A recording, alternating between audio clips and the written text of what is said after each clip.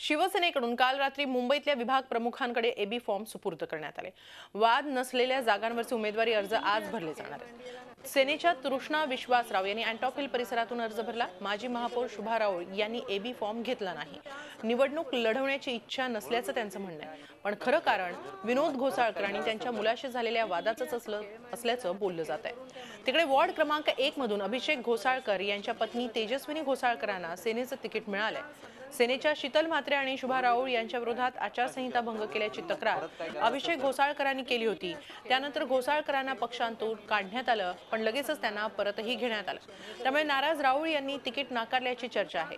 मात्र झी24 तासशी बोलताना माजी महापौर शुभा राऊळ यांनी नाराज नसल्याचं सांगितलं।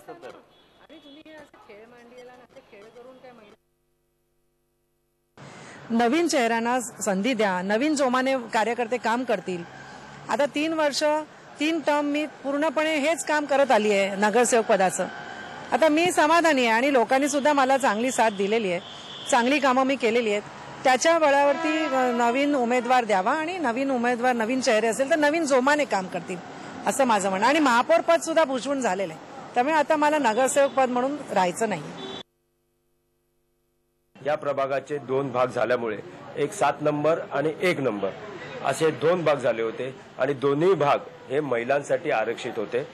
मी 7 नंबरवर पण माझा दावा सांगितलेला होता आणि 1 नंबरवर पण माझा दावा सांगितलेला होता आणि पक्षाने मला माझाच वॉर्ड जो आहे प्रभाग क्रमांक 1 आहे तो दिलेला आहे आणि माझा जो एक्झिस्टिंग वॉर्ड आहे त्या ठिकाणी मला तिकीट मिळावी हीच मी विनंती पक्षप्रमुखांना केली आणि पक्ष प्रमुखांनी ती विनंती मान्य केलेली आहे आणि मला प्रभाग क्रमांक 1 मधून तेजस्वी घोसाळकरांना तिकीट दिली।